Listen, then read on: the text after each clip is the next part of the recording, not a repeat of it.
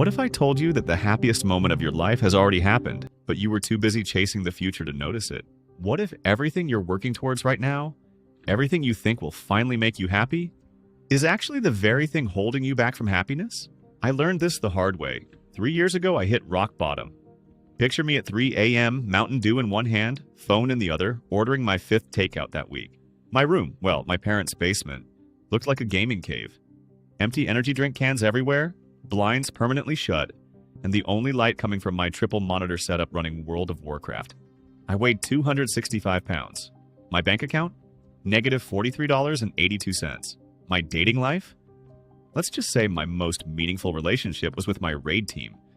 But here's what I told myself every single night before falling asleep.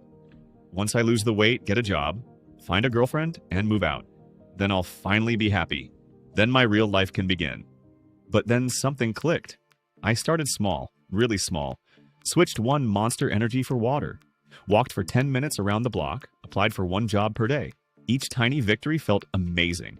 My heart would race every time I hit submit on a job application. I'd get this weird flutter of excitement when I managed to walk further than the day before. However, the real breakthrough came from the most unexpected place, my obsession with gaming. See, in World of Warcraft, I'd spend months grinding for the best gear. I'd tell myself, once I get that legendary sword, then I'll really enjoy the game. But then what actually happened?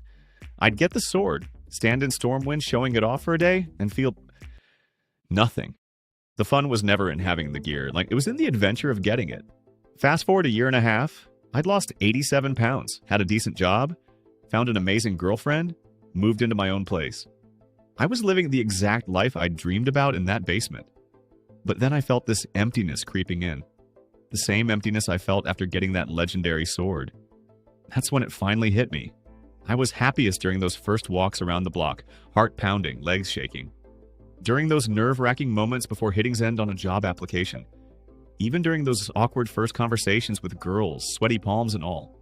The joy wasn't in reaching the goals, it was in pursuing them. Here's the mind-blowing part. You know those people you follow on Instagram? The ones with the perfect bodies, dream jobs, and seemingly perfect lives? I guarantee you they're either feeling that same emptiness, or they're already chasing their next goal. Because that's the secret nobody tells you. There is no finish line. There's no point where you suddenly unlock permanent happiness. So what's the solution? 2 things. First, always have something you're actively pursuing. Maybe it's learning to cook more than just microwave meals. Maybe it's finally reading that book that's been sitting on your nightstand. Maybe it's learning 3 chords on that dusty guitar in your closet. The size of the goal doesn't matter. What matters is having something that pulls you forward. But then here's the bigger truth, and this is crucial. Stop waiting to live. That voice in your head saying, I'll be happy when it's lying to you. The life of your dreams isn't waiting at some future milestone. It's waiting in those small moments of progress, in those tiny victories, in those heart-racing moments when you're pushing just slightly past your comfort zone. Tomorrow morning, you could wake up and start living the life of your dreams. Not because you'll suddenly have everything you want, but then because you'll finally understand that the dream life is in the pursuit itself. It's in the journey, the growth, the daily small wins, and yes, even in the failures that make you stronger. With that said, thanks for watching, and until next time.